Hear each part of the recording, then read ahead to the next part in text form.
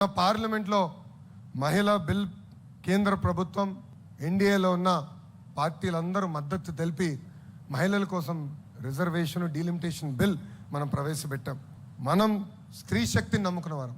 ఆ బిల్కి సంపూర్ణ మద్దతు మనం తెలిపాం.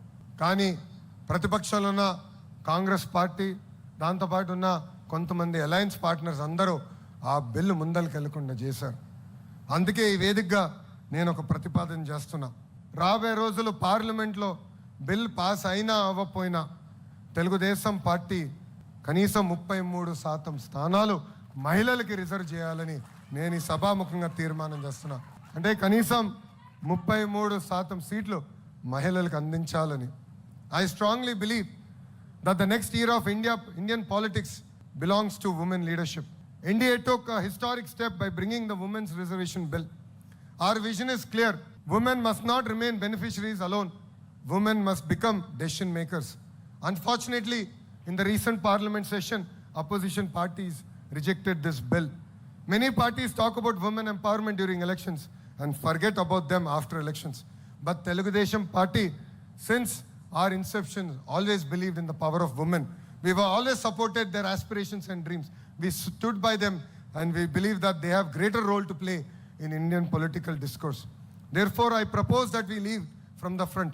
Today, from this sacred Mahanadu stage, I propose that in the 2029 elections, Telugu Desam Party should allocate 33% seats to women, not as a slogan, but as a commitment to the future of India. We want more women lawmakers. We want more women leaders. We want more women policymakers. And future of Telugu Desam Party will be led shoulder to shoulder by our women. This is our resolve. This is our responsibility. This is our commitment. సిగ్గు లేకుండా ఈరోజు మహానాడుకు స్త్రీ శక్తి అని పేరు పెట్టాము అని చెప్తున్నారు. స్త్రీ దగా శక్తి అని పెట్టుకోండి. ఈరోజు మహిళని నీచాతి నీచంగా మాట్లాడే పనికి మాలిన బఫూన్లందరినీ స్టేజ్ మీద మాట్లాడిస్తూ స్త్రీ శక్తి అని పెట్టుకోవడానికి మీకు సిగ్గు లేదా నేను అడుగుతున్నాను. నిన్న లోకేష్ గారు ఇంకొక అడుగు ముందుకేసి ఎక్స్ లో స్టేట్ ట్యూన్, నేను ఫస్ట్ టైం పార్టీ ప్రెసిడెంట్ గా మాట్లాడబోతున్నాను, ఒక బిగ్ అనౌన్స్మెంట్ ఇస్తున్నాను, స్టేట్ ట్యూన్ అని చెప్పాడు. అందరూ ఏంటా ఏదో కొత్తగా ఏదో చేస్తారేమో అని చెప్పి ఎదురు చూశారు. తీరా చూస్తే మహిళా రిజర్వేషన్ 33% ఇస్తున్నాము అని చెప్పి డైవర్షన్ పాలిటిక్స్ మళ్ళీ స్టార్ట్ చేశారు.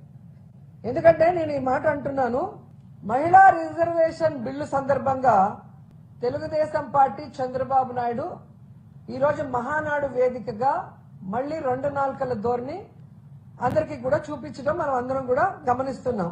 ఎందుకంటే పార్లమెంట్లో మహిళా బిల్లు పాస్ అవుతుందని మొన్న మహిళా బిల్లుని ప్రవేశపెట్టిన సమయంలో డీలిమిటేషన్ పేరుతో కాంగ్రెస్ పార్టీ ఆ మహిళా రిజర్వేషన్ ని అడ్డుకున్నప్పుడు, ఆ పార్లమెంట్ లో మహిళా రిజర్వేషన్ అడ్డుకున్న కాంగ్రెస్ నాయకుడితో మన టీడీపీ వాళ్ళు బ్రేక్ఫాస్ట్లు, లంచ్లు, డిన్నర్లు చేసిన మహిళా ద్రోహులు కాదా అని అడుగుతున్నాను. ఎందుకంటే పార్లమెంట్ లో జరుగుతున్నప్పుడు టీడీపీ మహిళా మంత్రులకి, టీడీపీ మహిళా ఎమ్మెల్యేలకి ఢిల్లీలో ఏం పనండి, తెగ హడావిడి చేశారు. అందరూ ఏమనుకున్నారు, ఓహో మహిళా బిల్లు స్వాగతించడానికి వెళ్లారేమో ఢిల్లీకి, ఒకవేళ మహిళా బిల్లు అక్కడ ఓకే అయితే సంబరాలు చేసుకోవడానికి వెళ్లారేమో అని అందరూ కూడా అనుకున్నారు.